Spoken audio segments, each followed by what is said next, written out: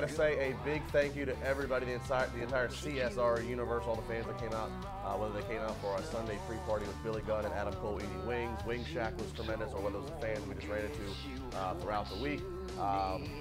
Phenomenal weekend, as WrestleMania always tends to be. It's a good reminder of why we are lucky to get to do what we do and why we are all one big family, even if you hate me and I hate you. We're all still one big happy family. That's all of us. That's right? all of us. Rennell, Juice, there's so much to talk about, and we're not going to hit every single topic in this weekend's videos of CSR.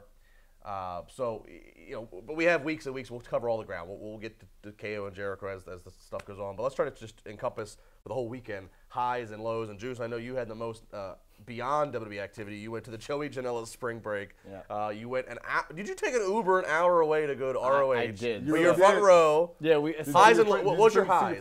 The highs and lows. So we had to take. We had a different hotel room for Joey Janela's spring break because it was far away from where we were. An hour away to go to Ring of Honor, and we had to take a cab with 2 other random guys to get back. But it was so much. It was worth it. I went to 5 shows the whole weekend. Those 2, and then Mania, Raw, and SmackDown. I don't know. The Ring of Honor show was probably the most full, encapsulating great matches. WrestleMania was everything I could have asked for. The Hardys coming out, and I think I had the most fun at Joey Janela's spring break by far. Virgil, Marty Jannetty. You can't go wrong. Stop it, Virgil. Glacier was there. There we go. I'm Rave reviews. You go online. Everybody. That was the best show of the weekend. I'm very disappointed that Juice did not mention one of his highs. Was at Denny's with Marty Jannetty. At Denny's, yeah. I ran into Marty Jannetty and Hack, formerly known as the Sandman, at Denny's, and I'll never forget that night. He traded numbers with him. I ran into Big Cass and Lana, and I still think he outranks me here on this one. You got that right. I actually got a picture with Lana at the hotel, but it's on her thing. I'm hoping that she didn't delete it, and she sends it to me. I hit delete. Yeah. That's my high. What about Give Me the Green Light? How's that? It's still stuck in my head, just like my house last year. Every time I hit a stoplight, I'm like, I'm singing it. I'm ready for New Orleans. I'm in a withdrawal period right now. I had too much fun. You know what? You got your suitcase right there. We can quickly print you up a ticket. If you have never been to if you had not been to WrestleMania 30 in New Orleans, I told you, New Orleans is the if you're not sober, if you don't, I mean, if you don't, I don't necessarily have to be a drunk. If you just are okay with having a drink, New Orleans. No, I'm not talking about me. I'm talking about I'm putting a message out. If you just like to have a little bit of fun, New Orleans is the greatest city for WrestleMania.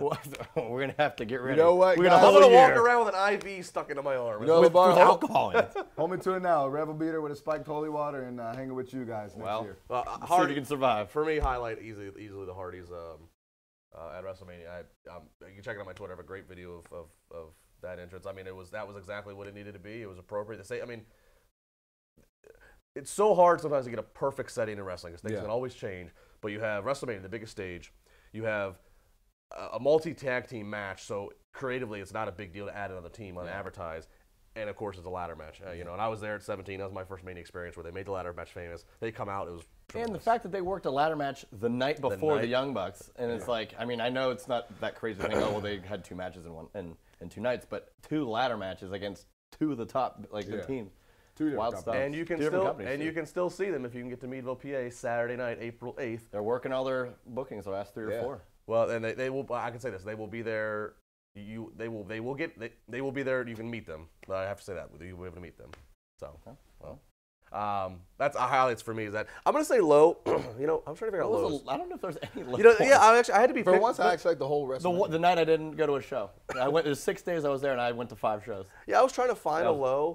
You know what? And this actually made me have to dig to be picky. I will say a low is the fact that Emelina reappeared, and I felt like it just out of nowhere. It was part of a 6-man tag, correct? 6 women. And I was kind of like, you know what? It's kind of become like the shtick that there's all this build around everything. Like I would have rather.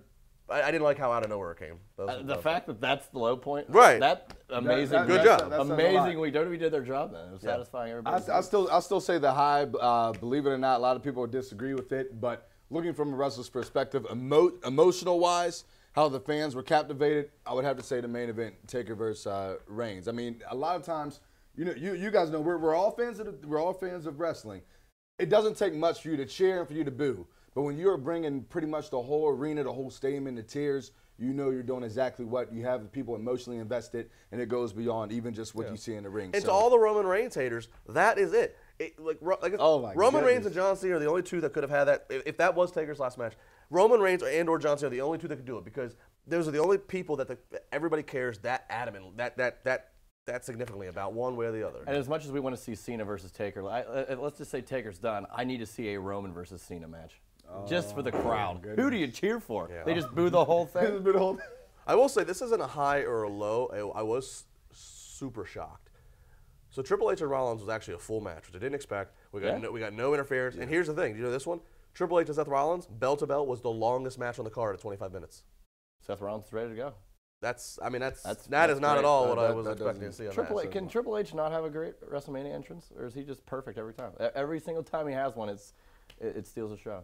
Great. Not that I didn't like his entrance, but I mean, poor Baron Corbin could have had the motorcycle thing. Well, Baron Corbin probably suggested it to him. And Triple H was like, you know what?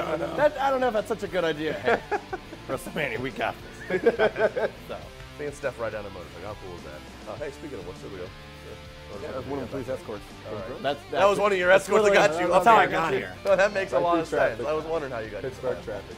We got more Chair Shot Reality this weekend. Make sure you subscribe, share, like, do what you got to do.